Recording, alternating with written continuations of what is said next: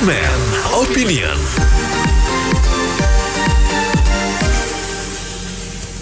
Mitra Bisnis Menteri BUMN Erick Thohir melaporkan Garuda ke Kejagung atas dugaan korupsi pengadaan pesawat. Garuda saat ini sedang dilanda badai krisis keuangan dan diambang pilot. Bahkan sampai pernah ada bahasan Garuda ditutup dan bikin brand maskapai baru. Apa komentar Anda tentang kemelut Garuda ini? Kami tunggu di 6339160, 6339160. Kalau bisa sih nggak ada salahnya kita lihat negara-negara lainnya. Kalau memang ada kasus seperti ini juga, itu sebaiknya diapakan. Terus kalau menurut saya sih, kayak istilah orang penyakit diabetes mellitus. Kalau dia udah payah, misalnya kakinya membusuk, kalau memang harus dipotong lah. Kadang-kadang memang kita harus mengorbankan satu sisi agar supaya bisa menyelamatkan yang lain yang lebih penting, yang lebih banyak gitu. Untuk mengganti Garuda dengan logonya itu sangat disayangkan ya, karena jam terbang dan nuansa penerbangan yang telah digelutinya itu sudah cukup lama dan membawa pamor nama Garuda di dunia kancah internasional di berbagai belahan dunia. Nah, cuma kasus yang melanda seperti ini memang sulit dibenahi ya, karena di Indonesia ini kan instansi yang ada baik untuk pemilihan kepala daerah ataupun pemilihan jenjang-jenjang jabatan yang ada di birokrasi itu kan tentunya membutuhkan sejumlah dana apabila mereka akan dipromosikan untuk naik suatu jabatan yang lebih tinggi, jenjangnya level yang lebih tinggi. Jadi ini dianggap salah satu pemicu mengapa mereka melakukan tindakan yang kurang baik, memanipulasi untuk mengembalikan dana yang dikembalikan. Ini yang jadi pokok permasalahan, dan ini yang perlu dipikirkan oleh Pak Erick. Saya kira yang perlu dibenahi untuk menjadi orang yang punya integritas. Saya kira demikian. Kalau saya perhatiin kan yang begini-begini nih perusahaan-perusahaan negara kan bangkrut. Ini kan bukan kejadian setahun 2 tahun ya, tapi karena puluhan tahun. Kayak Jiwasraya, banyak yang lain juga ya. Terakhir nih yang bikin gempar ini Garuda. Jadi mungkin sudah saatnya Pak Jokowi harus menunjuk orang-orang BPKP yang kompeten. Jadi kalau orang BPKP karena kan BPKP kan memeriksa badan pemeriksa keuangan ya, memeriksa atau audit perusahaan-perusahaan negara. Jadi kalau orang-orang yang di dalamnya ini orang-orang titipan, orang-orang yang tidak profesional, habislah aset negara. Masa puluhan tahun nggak ketahuan ini perusahaan misalnya ada kecenderungannya bagaimana, perusahaan swasta aja nggak ada macam-macam, nggak sampai seperti begini. Jadi mohon pemerintah memperhatikan masalah ini masalah SDM yang ditempatkan kepada orang-orang di BPKP. Nah kalau orang-orang ini akuntannya ini kredibel, jujur, bisa dipercaya, saya rasa ini perusahaan BUMN semuanya bisa berjalan dengan baik. Terima kasih. Kalau kita bicara BUMN, sebenarnya BUMN itu mana sih yang sorry to say bagus? Ya kita mungkin di bank kita bisa contoh lah, bank yang bagus, BUMN apa? BRI.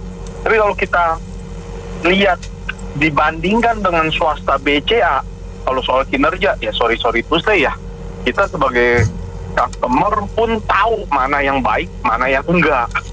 Jadi memang budayanya BUMN itu memang nggak profesional gitu. Jadi nggak aneh. Itu kan seperti alat politik di mana direksinya juga di dalam belum tentu becus bekerja.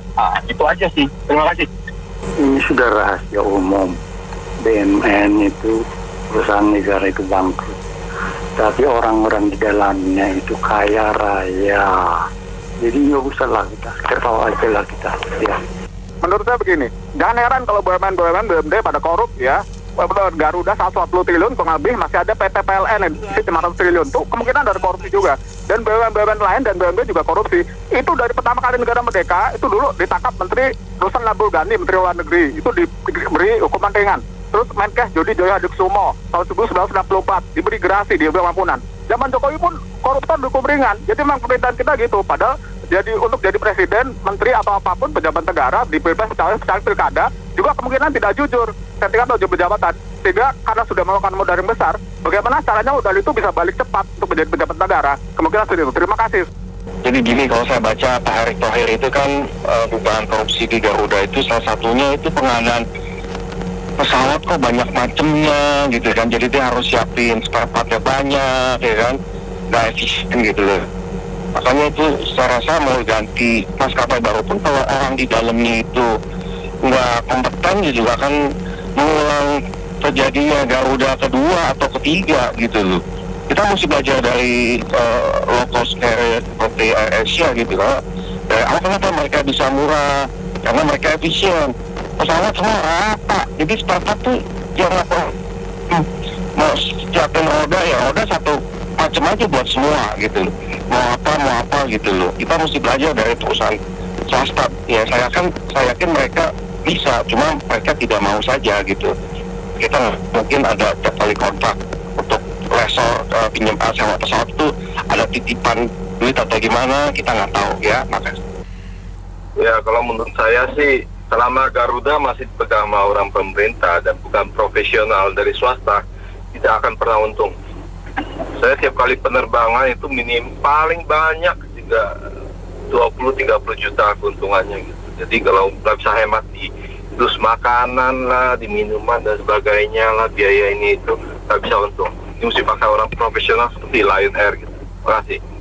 Poin utama memang dalam pemerintahan ini, jika kita lihat selama ini, BUMN kan selalu dikelola atau ditetapkan pemimpinnya, bagian direksi maupun komisaris oleh Kementerian BUMN. Sedangkan kita tahu sendiri, semua itu ada politiknya, ada politik balas budinya di situ. Nah, sehingga kita tidak melihat ada satunya keprofesionalan gitu loh. Mungkin di proyek atau di BUMN yang lain juga ada melakukan hal yang sama, tetapi kebetulan aja lagi hoki, lagi profit mereka.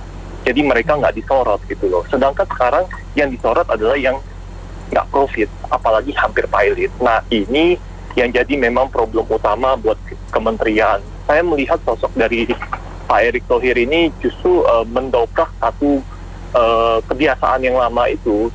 Dia bikin setidaknya walaupun ada politik balas budi, tapi setidaknya dia ada keprofesionalannya. Kita berharap sih memang bisa lebih baik. Tetapi saya pernah nonton satu YouTube, kalau nggak salah waktu itu posisinya sebagai komisaris perwakilan dari Cairo Tanjung, Pak Peter F. Gonta, dia bilang kadang-kadang Garuda ini berat juga karena dia harus ada penugasan, dia harus jadi bawa bendera Indonesia ke luar negeri. Nah, itu yang menjadi problem juga, bahwa perhitungan profit atau tidaknya itu menjadi kacau kalau ada namanya penugasan dalam tanda kutip. Saya rasa komentar saya seperti itu. Makasih. Saya kurang sepakat dengan kalau dibilang punya pemerintah pasti nggak bakal untung. Karena untung atau tidak untung itu tergantung pengelolaan, bukan tergantung pemerintahnya.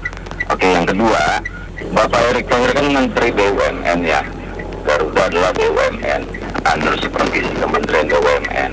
Kalau sudah ketahuan ada korupsi di situ, udah copot dan adukan ke pengadilan langsung. Saya sepakat itu, tapi langsung tindak aja, nggak usah gembar-gembor ke media massa. Karena apa yang memilih BOD-nya itu juga ada keterkaitan dari BUMN sebagai stakeholder-nya, kan begitu. Segera aja lakukan, bersihkan semua pengadilan atau langsung penjara. Jadi jangan terlalu banyak politik lagi atau dipolitiskan lagi hal-hal seperti ini untuk cuci tangan. Harus bertanggung jawab juga Kementerian BUMN-nya. Terima kasih.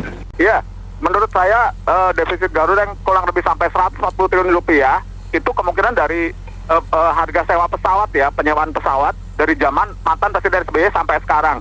Dan itu kemungkinan memang ada korupsi dari pejabat-pejabat negaranya, karena ini ada markup harga sewa pesawatnya yang terlalu tinggi sehingga menyebabkan negara defisit 140 triliun rupiah sampai sekarang. Kalau BUMN ini hal-hal seperti ini atau terjadinya defisit itu beberapa ada ya kemungkinan juga ada korupsi, faktor korupsi seperti PT PLN Persero yang 500 triliun atau yang sebagainya ya. Itu harus diusut, kalau tidak negara ini bisa habis APBN-nya gitu ya kemungkinannya.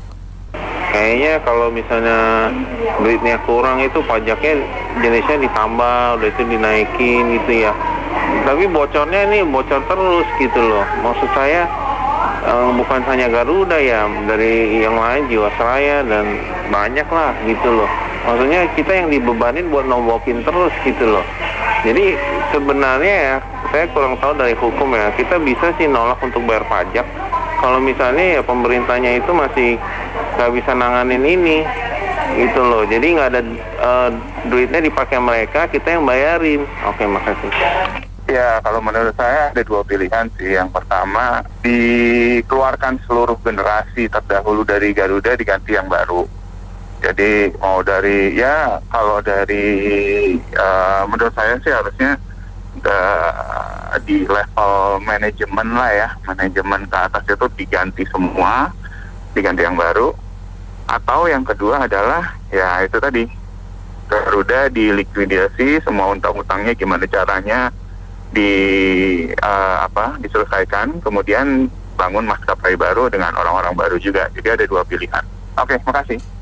Itu udah kebangetan ya. Bisa sampai rugi 400 juta gitu loh. Orang berapa 400 triliun ya. Berapa ratus juta aja orang udah kelabakan gimana, udah panik. Nah ini yang kelola ini nggak profesional gitu. Mesti yang profesional benar dari swasta. Nah buktinya aja kayak Lion Air atau AirAsia yang jauh lebih murah tetap masih untung, ya kan? Nah ini ada nggak benar, ini korupsi besar-besaran harus diusut. Dan Garuda sih sayang ya, jangan ditutup ya, harusnya tetap dipertahankan. Mungkin kerugiannya di obligasi dan sebagainya aja. Oke, makasih.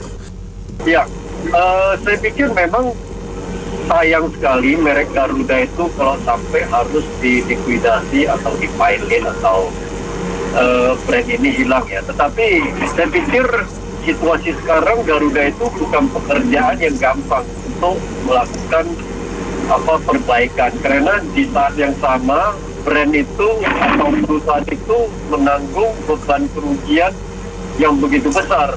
Kemudian di saat sama juga harus diselamatkan. Ini pekerjaan yang nggak mudah. Saya kira BUMN dalam hal ini, apakah pemerintah melalui Pak Erick Thohir harus mengambil jalan yang sifatnya amputasi. Kalau memang pada saat yang bersamaan sangat sulit menyelamatkan Garuda, brand ini yang nggak mau kita harus memilih amputasi, Garuda selesai. Entah kita bikin brand merah putih airline atau Indonesia Airline, mulai lagi supaya pekerjaan ini nggak campur aduk. Pada saat yang bersamaan sulit, persis seperti 20 tahun lalu membentuk Mandiri, nggak gampang, sehingga terjadi akuisisi begitu banyak bank pemerintah, terbentuklah Mandiri yang hari ini kita tahu Mandiri itu begitu populer. Dan saya kira Garuda juga menghadapi hal yang sama, Pak. Harus amputasi, harus melakukan keputusan yang tepat sehingga kita bisa mendapatkan hasil yang lebih awal. Terima kasih. Baik, terima kasih Mitra Bisnis telah bergabung dalam Businessman Opinion. Saya Fahmi Andrian.